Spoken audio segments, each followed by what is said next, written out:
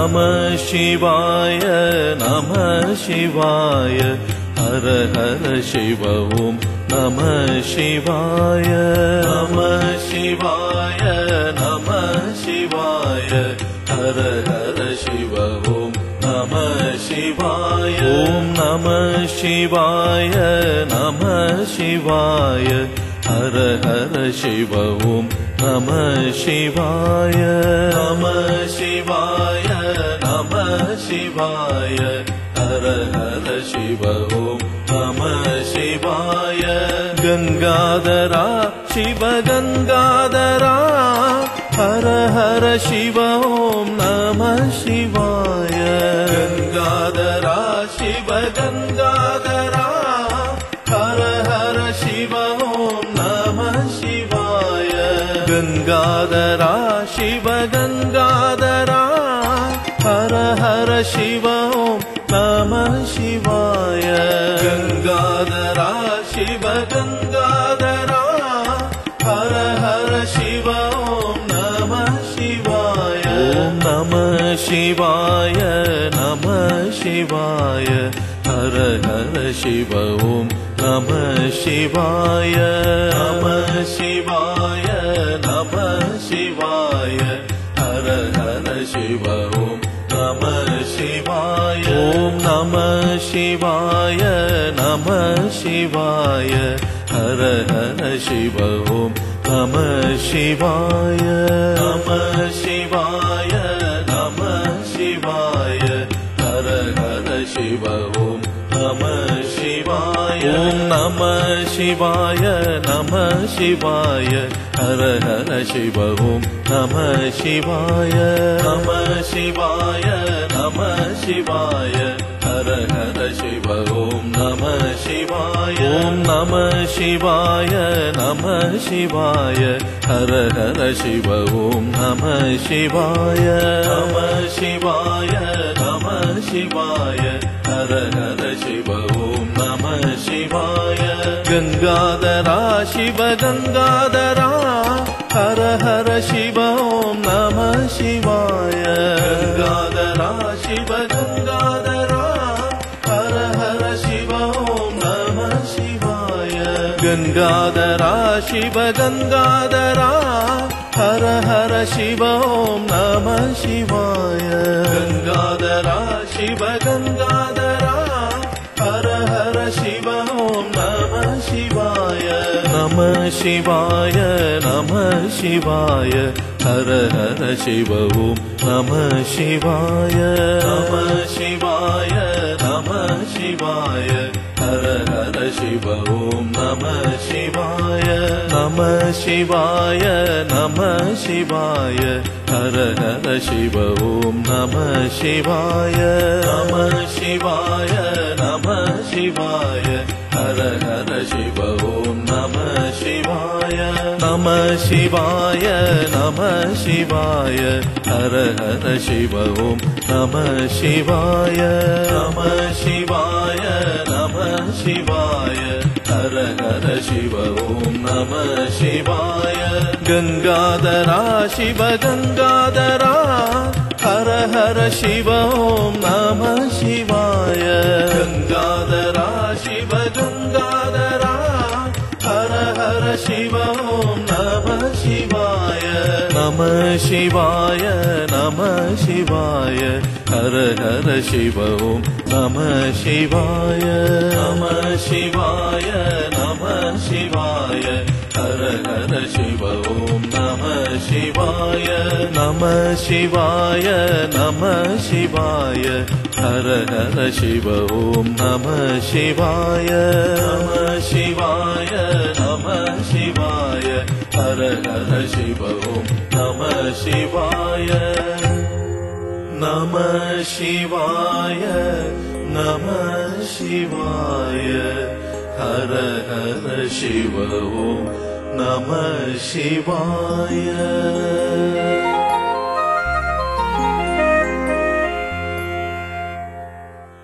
வணக்கம்.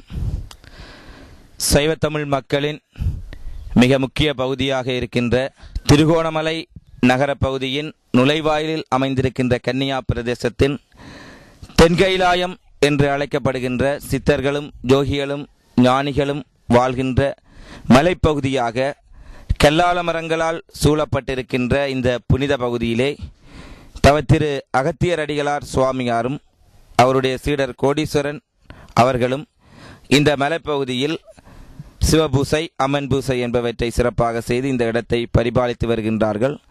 தற்பொழுது இந்த சிறப்புமிக்க இந்த இடத்தை சைவத்தமிழ் உலகிற்கு முழுமையாக தெரிவதற்கும் அனைவரும் இங்கு வந்து தங்களுடைய வழிபாடுகள் பிரார்த்தனைகளை செய்வதற்கு ஏற்ற வகையும் அகில இலங்கை சைவ மகா சபையும் சுவாமிகளும் இணைந்து தென்கையிலை ஆதீனமாக இந்த இடத்தை சிறந்த முறையில் அமைப்பதற்கு தீர்மானிக்கப்பட்டிருக்கின்றது. அதன் முதற்கட்டமாக இன்று அகில இலங்கை சைவ மகா சபையின் விசேட குழுவினரும் சிவன் தொலைக்காட்சி நிறுவனத்தினரும் இங்கு வருகை தந்திருக்கின்றார்கள். உண்மையிலேயே தமிழர்களின் இதே பூமியாக இருக்கின்ற இந்த திருகோணமலை ஆனது திருக்கோணேச்சரம் சம்பந்த நாயனாரால் நிறைகளல் அரவம் சிலம்பொலி அரம்பு என தேவார பாடல் பெற்ற பலமாகவும் மிகச்சிறந்த சிவபக்தனாகிய ராவணன் ஆண்ட ராவணாச்சரமாகிய இந்த உட்பட்ட இந்த பகுதியை நாங்கள் உண்மையிலேயே இயற்கை அழகுமிக்க கடல் வளமும் மலை வளமும் இயற்கைசார் வயல்களும் சூழ்ந்த இந்த பிரதேசத்தை எங்களுடைய சைவ மக்களின் பாரம்பரியமான பிரதேசங்களை பாதுகாக்கின்ற ஒரு திட்டமாகவும் இந்த தென்கையிலை ஆதீனத்தின் விரிவாக்க பணிகளை நடாத்துவதற்கு நாங்கள் உங்கள் அனைவருடைய ஆதரவையும் அன்புடன் எதிர்பார்த்து நிற்கின்றோம். இந்த தென்கையிலை ஆதீனத்தை நீண்ட காலமாக பரிபாலித்து வருகின்ற தவத்திரு அகத்தியர் அடிகளார் அவர்கள் சுவாமிகள் இப்போது இந்த இடத்தின் சிறப்பு பற்றியும் பூசை முறைகள் பற்றியும் உங்களுக்கு கூறுவார். கோணேஸ்வர பெருமான் மாதுமி அம்பாள் உடைய பாதங்களை வணங்கி இன்று சைவ மகாசபையும் அவர்களுடைய மிகுந்த அன்பு நிறைந்த எண்ணங்களுக்கூடாக அவர்களுக்கு உதவி செய்கின்ற தொலைக்காட்சி சிவன் தொலைக்காட்சி அமைப்பினரோடு இங்கு வருகை தந்திருக்கின்றார்கள். இது தென்கையிலை தட்சிண கைலாயம் தென்கையிலை என்று சொல்லப்படுகின்ற ராவணேஸ்வரன் என்கின்ற மகா சிவபக்தன் வாழ்ந்த பூமி. குலக்கோட்டன் என்கின்ற மகா பேரரசன் கோணேசருக்கு கோயில் எடுத்த மண் தமிழ் மண். அந்த மண்ணிலே கன்னியா தன்னுடைய தாய்க்காக ஈமைக்கிரியைகளுக்கு செய்வதற்காக ராவணன் தேர்ந்தெடுத்த சிவபூமி, அடிக்கொரு லிங்கம் இருக்கின்ற சிவபூமி திருக்கோணமலை திருக்கோணேஸ்வரம் தென்கையிலை. அந்த பதியினுடைய நாங்கள் அமர்ந்திருக்கின்றோம். உலகில் வாழ்கின்ற சிவனுடைய அன்பு குழந்தைகள் யாவருக்கும் அவருடைய பாதகமலங்களின் அருள் கிடைக்கட்டும் என்று வேண்டிக் கொண்டு திருக்கோணேஸ்வரம் ஏறக்குறைய கிறிஸ்துக்கு முன் 6000 ஆண்டுகள் பழமை வாய்ந்த ஒரு பதி. ராவணேஸ்வரன் வழிபட்ட இடம். புராண வரலாற்றின்படி ஆதிசேஷனுக்கும் வாயு பகவானுக்கும் இடையில் நடந்த யுத்தத்தின் பொழுது ஆதிசேஷனால் தடுக்கப்பட வாயு பகவானால் பெயர்த்து 3 இடங்களில் எறியப்பட்ட ஒன்று தட்சிண கைலாயம் என்கின்ற திருக்கோணேஸ்வரம்.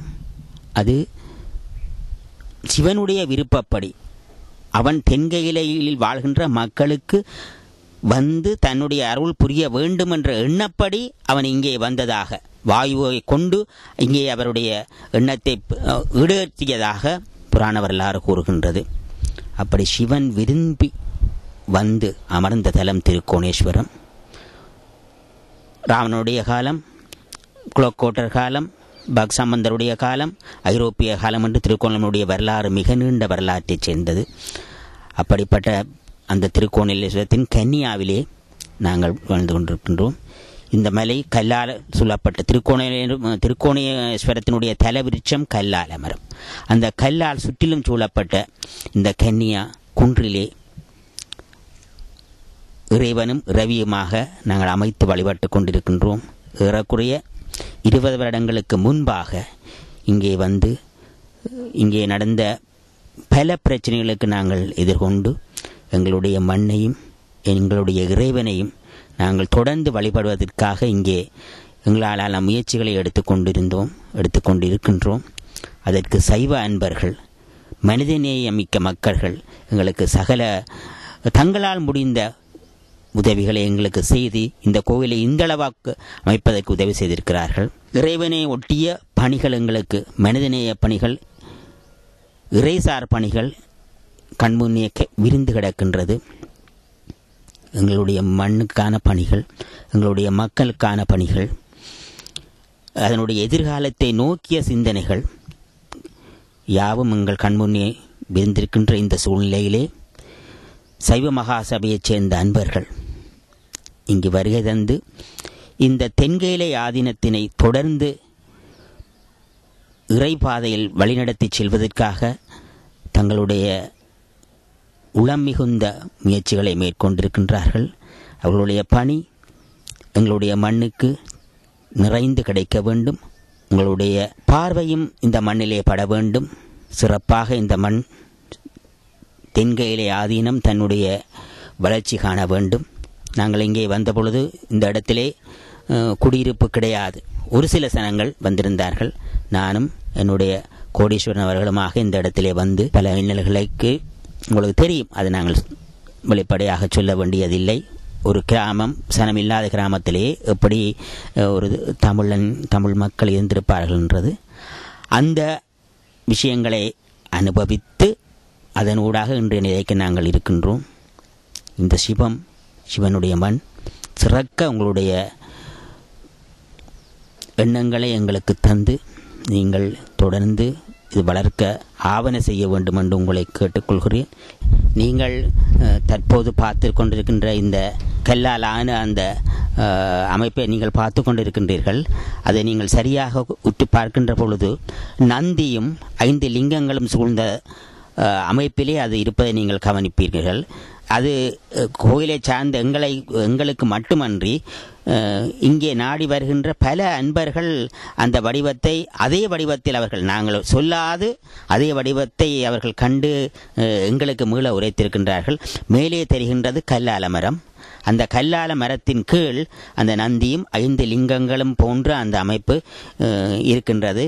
அதை உங்களுக்கு இப்பொழுது நீங்கள் அதை பார்த்து கொண்டிருக்கின்றீர்கள். பார்க்கின்ற பேரு உங்களுக்கு கிடைத்திருக்கின்றது.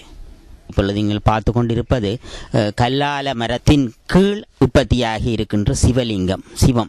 சிவனுடைய சுயமாக அது உங்களுக்கு நீங்கள் பதந்தால் தெரியும், சுயமாக அது இருக்கின்றது. ஒரு சிவலிங்க அமைப்பை போன்ற அந்த அதன் மேல் கல்லால மரம் அப்படியே பிடித்து சூழ்ந்திருக்கின்றது. தட்சிணாமூர்த்தியினுடைய அந்த மோன நிலையை ஞாபகப்படுத்துகின்ற மாதிரி அந்த அமைப்புகள் சனதசனாதனுடைய அந்த முனிவர்கள் சூழ இறைவன் காட்சி கொடுத்த அந்த தட்சிணாமூர்த்தி அமைப்பின்மை போன்ற அந்த அமைப்பு லிங்கத்துக்கு மேலாக அந்த கல்லால் மரம் சூழ பற்றி பிடித்து கொண்டு இருக்கிற அமைப்பை நீங்கள் இப்பொழுது பார்த்து கொண்டிருக்கின்றீர்கள். அது இயற்கையாகவே சுயம்புவாகவே இயல்பாகவே அது அமைந்ததுதான் இந்த சிவன்மலையினுடைய ராவணேஸ்வரத்தினுடைய விசேஷமான தன்மை என்பதை நாங்கள் இங்கே குறிப்பிட வேண்டும். அதோடு இங்கு எங்களுடைய தெற்கு தட்சிண கைலாயம் கோணேஸ்வரத்திற்குரிய தலவிருட்சம் ஒவ்வொரு ஸ்தலத்துக்குமான தலவிருட்சங்கள் இருக்கின்றது. கோணேஸ்வரருடைய தலவிருட்சம் கல்லால மரம். அந்த கல்லால மரம் சூழ்ந்த மலையாக இந்த மலை காணப்படுகிறது. சுற்றிலும் கல்லால மரம். ஒரு ஞானி எனக்கு சொன்னதாக ஞாபகம், கல்லால மரம் இருக்கின்ற இடம் தெய்வீகம், ஆன்மீகம் நிறைந்த இடம் என்று சுவாமி கங்காரானந்தா அவர்கள் பலமுறை குறிப்பிட்டிருக்கின்றார். அவர் குறிப்பிட்டது போன்ற கல்லால மரம் சூழ்ந்த நிறைந்த இடம் இந்த அம்பாளும் சிவனும் அமர்ந்திருக்கின்ற இடம் என்பது குறிப்பிடத்தக்கது. நன்றி, வணக்கம்.